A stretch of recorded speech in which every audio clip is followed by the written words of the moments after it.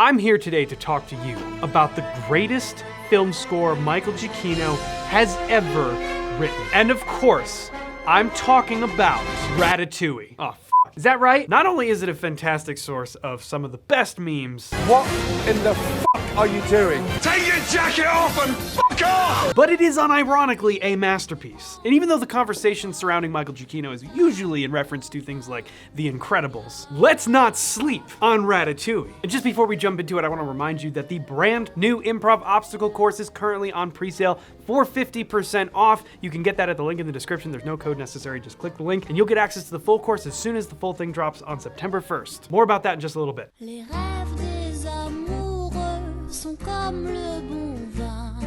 Ils donnent de la joie ou bien du chagrin. Un voleur solitaire et triste à nourrir. Right, so. Je suis amer, je ne peux Yeah. Okay. Wait.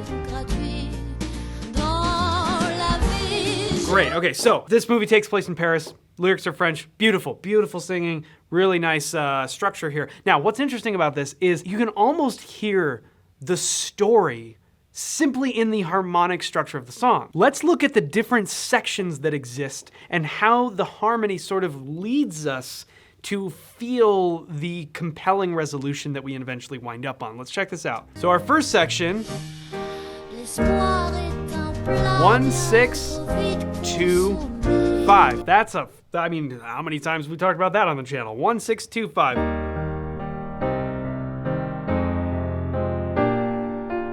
Right? But where do we go from here? Oh. Whoa. Okay. We go back to our 2, and then instead of a 2, 5, we basically still have a 2, 5, but instead of using the root, we use the third of that 5 chord. So we go from F minor to B flat major or B flat dominant, but instead of the root, we're using the third on the bottom, okay? And that leads us well into the next chord, from that B flat over D to our G minor, which kind of leads us into the C minor. So we have this interesting motion of an F root to a D root, to a G root, to a C root. So it's this almost like expanding figure, right? Let's listen to that again.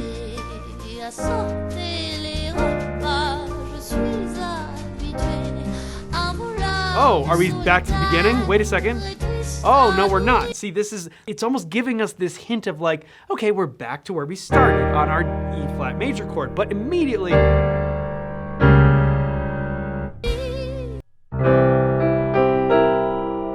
we're setting up another section yet again. So this first phrase,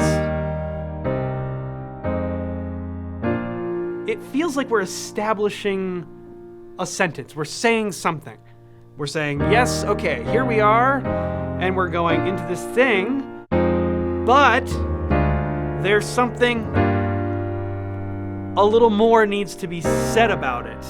Okay, but here's the thing. We're gonna make you feel like we're back at the beginning, like we're almost resolving, but no, haha, here's the third point, and I'm leaving this one on a wicked cliffhanger because we have this dominant 6 chord, which really leaves things on like a And part of the reason for that is because normally, if we look at the diatonic, the naturally occurring chords within E flat,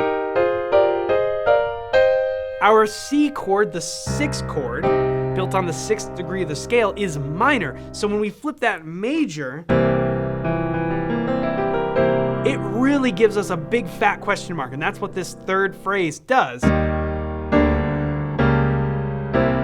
Right? And then where do we go? Oh, we almost resolve it. But then we don't. We add a tag.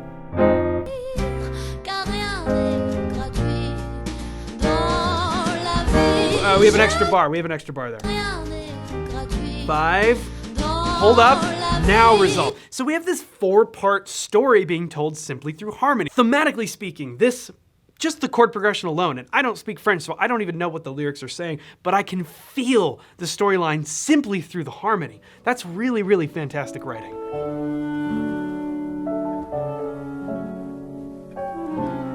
Look at this.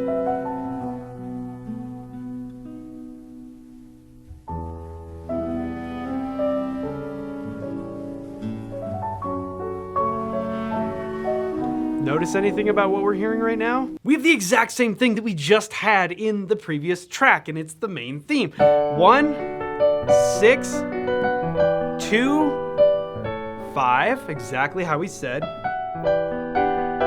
2, 5, but over that 3, and I don't actually think that's even what they used here, but still, it's the same chord. It's doing the same thing. 3, 6. And then we go back to the beginning, kind of, but it's that next phrase that asks that big fat question.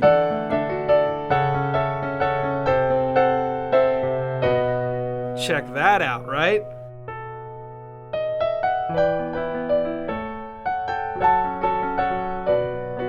Right? Same thing, even with that tag. This is the identical chord progression to what we just listened to. It's just in a different key. That's it.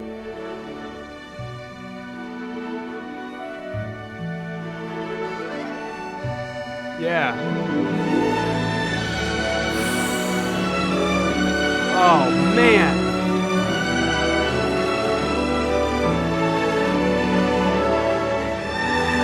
Yeah. Wow. Woo! Wait. Oh my goodness. Listen to this entire ascending line through the strings. Listen to this. This is incredible. We start way low and we just keep climbing. Listen to the low strings. Ready?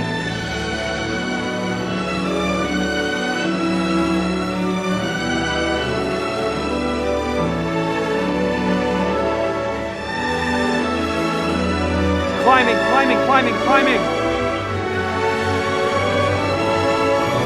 Wow. What brilliant string writing. And the beautiful thing about strings is, like, you don't need to write these insane crunchy harmonies. In fact, that almost takes away from really beautiful string writing. A lot of times when we look at how these string parts are written, you'll actually see many pretty simple chords, pretty simple chord structures. And that's because to allow the natural harmonic resonance of a string instrument, you don't necessarily want to crowd it with a bunch of these crunchy color tones and things like that. Things that work really great on a piano because of the natural timbre and resonance of the piano. But with string instruments, especially multiple string instruments, you can do it, but in order to get a lot of that natural resonance of the harmonic overtone series, which naturally occurs when you're playing a string instrument, you almost want to space the notes out sometimes or create relatively simple voicings. And you'll actually hear a lot of those other color tones that aren't even being played because of the harmonic overtone series that's naturally resonating within the instrument. Brilliant writing. That is fantastic arranging work.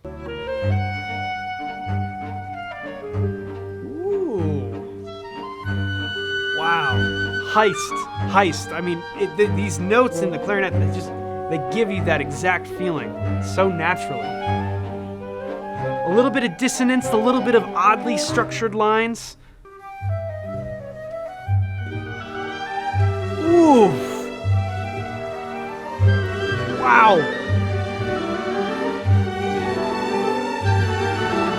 I want you to listen to the passing of this melody from the flute to the oboe. Listen to this. You almost don't even hear it. It's just like, it sounds like the same instrument just magically changed timbre all of a sudden.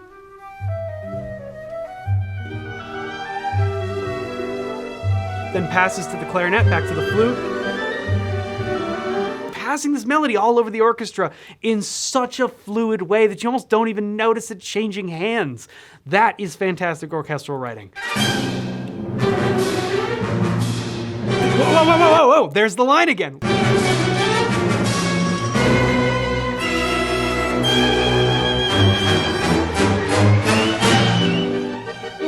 This is just a great example of how much mileage you can get out of something as simple as... That's it. That's all we're using here. And we're passing it around and then orchestrating around that same theme. But we heard it very, very slowly and softly in the previous one. And now it's chaotic and it's being used for the paper chase, right? So this is just such a great example of brilliant thematic writing. I want you to listen in the background. Listen to the strings underneath this lower brass melody. It's there.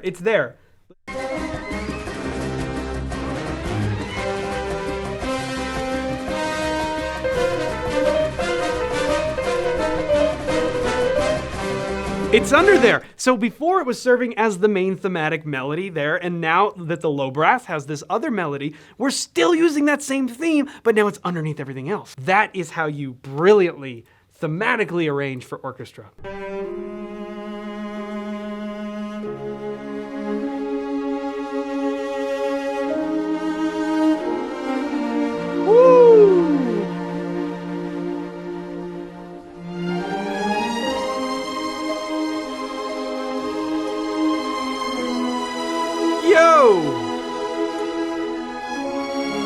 Yeah!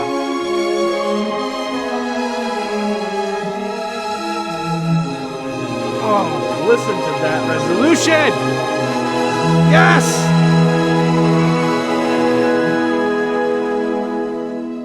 Jeez! Okay, what's happening there? A flat major. E major! Okay, all we did there is go from 1 to 4, but when you put that, what even is that flat 6 chord? Is that it? Yeah, flat 6. Yeah, flat 6. E major in the key of A flat. So,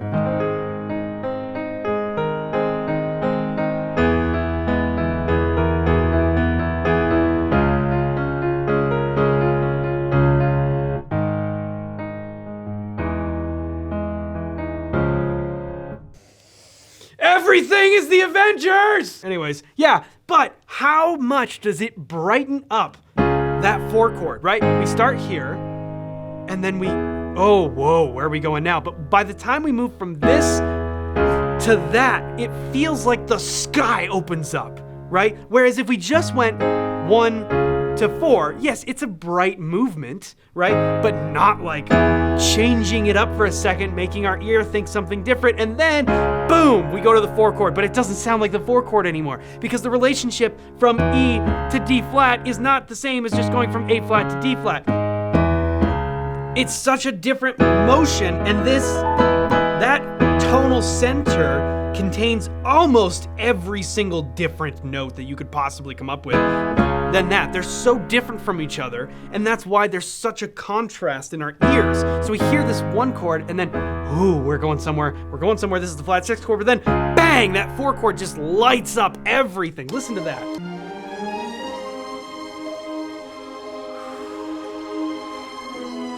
Whoa, going somewhere else.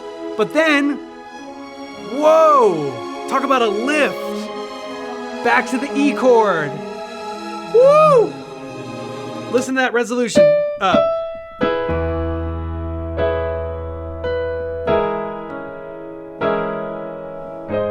Now, this is actually really interesting.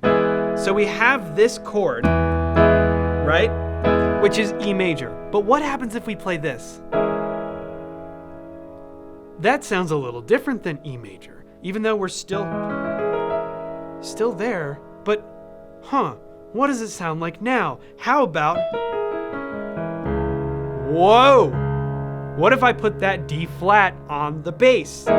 So now we no longer have E major, but rather D flat minor, which is just the same as the 4 chord flipped minor. That's it. So E is much closer related to D flat minor than major, which is why when we go from that E to the major, it sounds so much like it's opening up and it's super, super bright. But instead, they're very similar chords right there. Very, very similar chords. And that's why it works so well to shift, because we go from here to there, and then back up to here, but we hear this.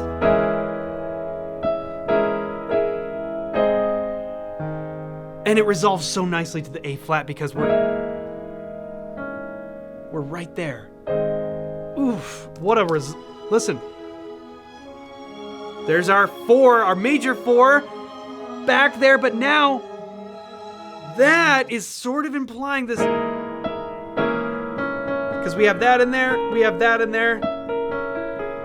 It's really, to me, it's kind of implying that D flat minor, which is going to be, that's our minor 4 chord, which we've talked about the minor 4 a lot, and we've talked about how beautiful and sentimental it is and how it just tugs on your emotions like that. And this is no exception. That's incredible. Oh my goodness. You know, we started this video almost a little bit as a joke because The Incredibles, I mean, I feel like that's some of Michael Giacchino's greatest work ever. I mean, that score is just an absolute masterpiece.